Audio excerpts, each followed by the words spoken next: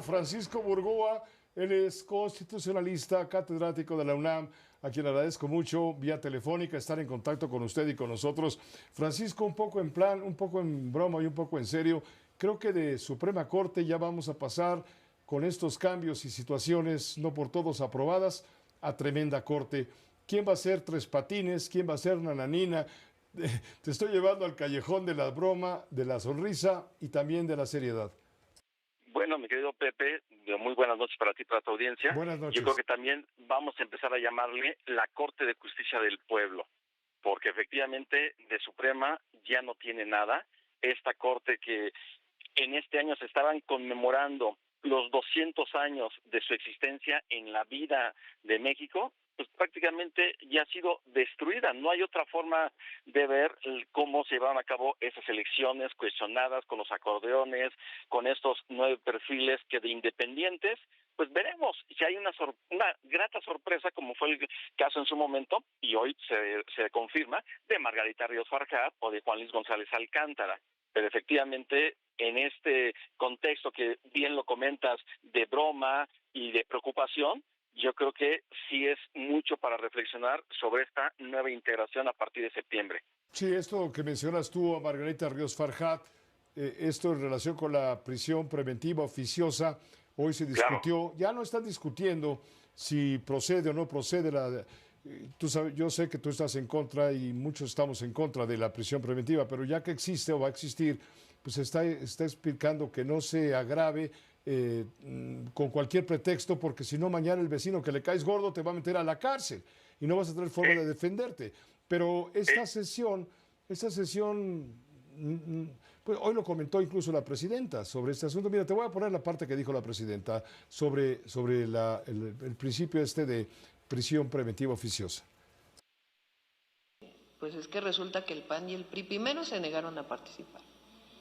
O sea, ninguno de la oposición, más allá de que no participaban como partido político, frente a la situación de inseguridad que vive el país, los grupos de la delincuencia organizada, es importante, incluso para protección de los propios jueces, ahora viéndolo en apoyo a los jueces, que haya ciertos delitos en donde el juez, no quede a criterio del juez si es prisión preventiva oficiosa o que no quede a criterio del juez si es prisión o no, sino que ya haya una orientación previa de que ciertos delitos, como homicidio, por ejemplo.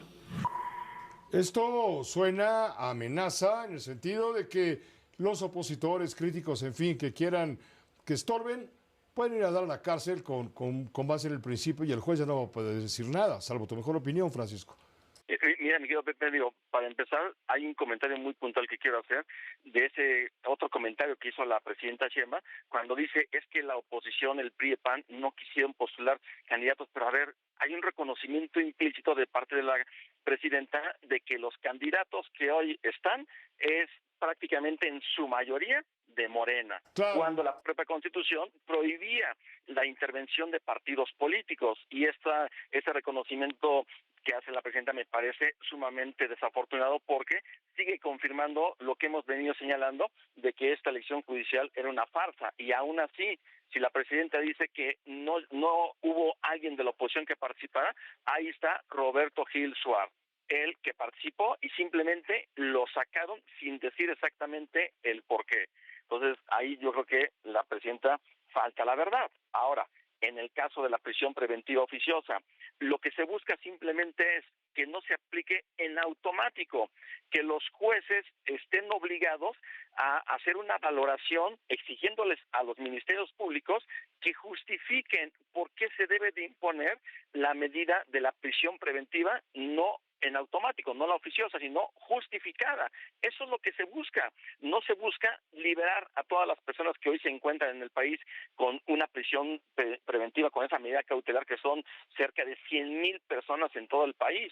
Simplemente se busca que se respeten los derechos humanos con esta reinterpretación que propone la ministra Margarita Ríos Farjat, que de hecho se tiene previsto que sea en la penúltima sesión de la Suprema Corte actual cuando se discuta. Estoy hablando de finales del mes de agosto, es cuando se tiene previsto que se lleve a cabo esta discusión, y yo veo un poco complicado que se pueda prosperar en sus términos, porque se requiere que haya pues una mayoría de cuando menos 8, y sabemos que hay 3 ministros que están totalmente alineadas con el oficialismo, pero eso es lo que hoy tenemos, y por lo pronto me parece que es una muy buena propuesta de la ministra Margarita Ríos Farjat.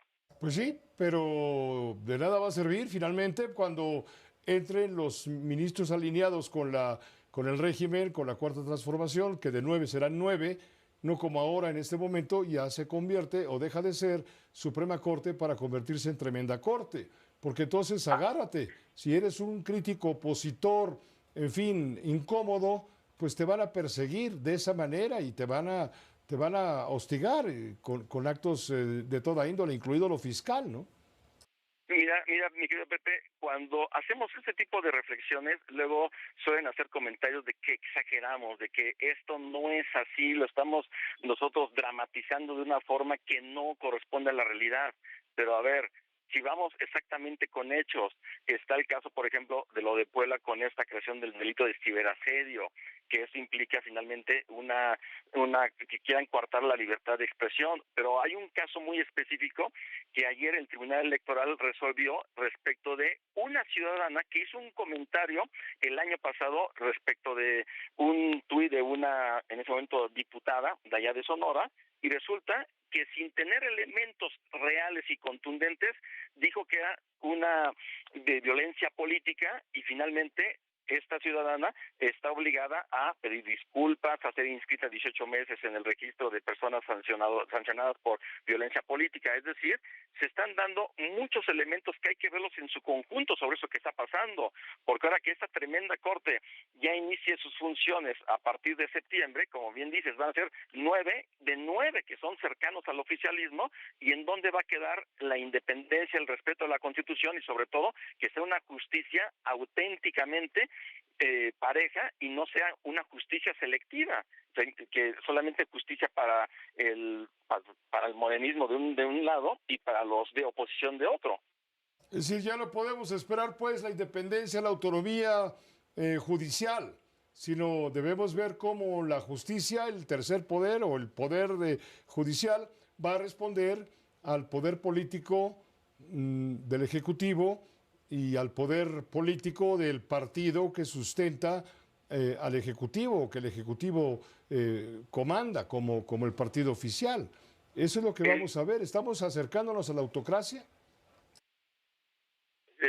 Sí, indudablemente yo creo que estamos acercándonos a la autocracia, pero el doctor Diego Valadez va un paso más allá, que yo coincido con él, que estamos yendo mejor a una anarquía.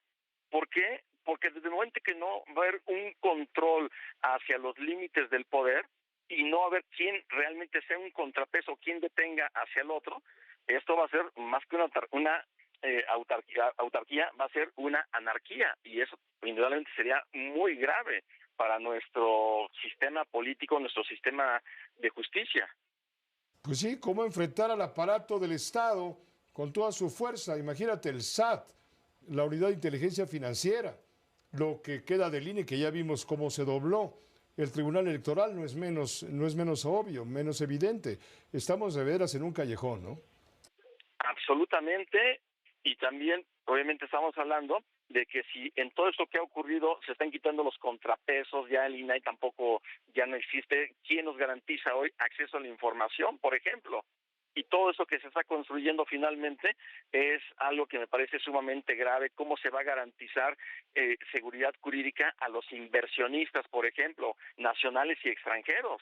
Es parte, digamos, de un conjunto de situaciones que sí me parece que a partir de septiembre se va a empezar a ver si esta tremenda corte va a ser realmente lo necesario para que pueda ganarse una legitimidad realmente, pero a partir de sentencias que sean independientes, sentencias que defiendan la Constitución, y no se convierta esta tremenda corte como una corte validadora de las decisiones del Ejecutivo o del Legislativo. Tremenda corte, tremendo caso. Te agradecemos mucho, abogado. Gracias, Francisco Burgoa, por estar con usted y con nosotros esta noche también aquí en Grupo Fórmula. tremendo abrazo, mi querido Pepe. Muy buenas noches. Todo va a ser tremendo a partir de este momento. Bien lo dices, te compro la idea. Vámonos a una pausa, volvemos con más.